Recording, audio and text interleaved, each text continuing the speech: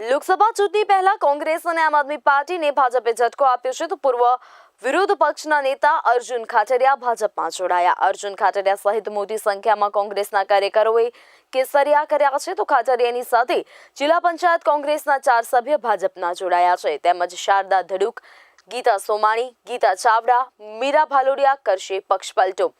તેમજ લોધિકા, ઉપલેટા, વિંછિયા, ધોરાજીના 25 જેટલા તાલુકા પંચાયતના સભ્ય ભાજપમાં જોડાયા છે તો બીજી તરફ રાજકોટના 15 સરપંચ અને 15 સહકારી મંડળીના પ્રમુખો ભાજપમાં જોડાયા। પાર્ટીની સૌરાષ્ટ્રમાં જમીન ખૂબ મજબૂત છે। સૌરાષ્ટ્ર એપી સેન્ટર છે, ભારતીય જનતા પાર્ટીનું ઉદ્ગમ સ્થાન છે।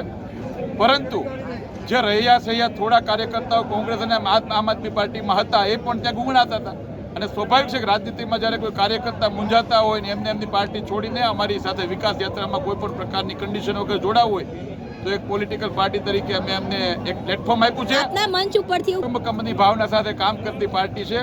અમે એક પરિવાર ભાવનાથી કામ કરીએ છીએ અને અમે તો ગુજરાતની 7 કરોડ જનતાને અમે ઈચ્છીએ છીએ કે ગુજરાતનો એક પણ વ્યક્તિ આ પ્રકારના જૂઠા વચનો દેતી હોય કે જૂઠાણા ફેલાવતી પાર્ટીમાં ન રહે અને જે સાંસ્કૃતિક રાષ્ટ્રવાદને વરેલી પાર્ટી છે, ગુજરાતના એક પનોતા પુત્ર દેશના વડાપ્રધાન તરીકે કામ કરે છે ત્યારે સ્વાભાવિક છે કે ગુજરાતીઓને એનું ગૌરવ હોય। આજે વિશ્વની અંદર વસતા લોકો એ નરેન્દ્રભાઈ મોદીને માન આપે છે ત્યારે ગુજરાતી તરીકે ગુજરાતના સ્ટેજ ઉપર લાઈન હતી એક અને એક માત્ર ભારતીય જનતા પાર્ટીમાં આવું શક્ય બને છે અને એ અમારી શિષ્ટાચાર છે, અમારી પરંપરા છે।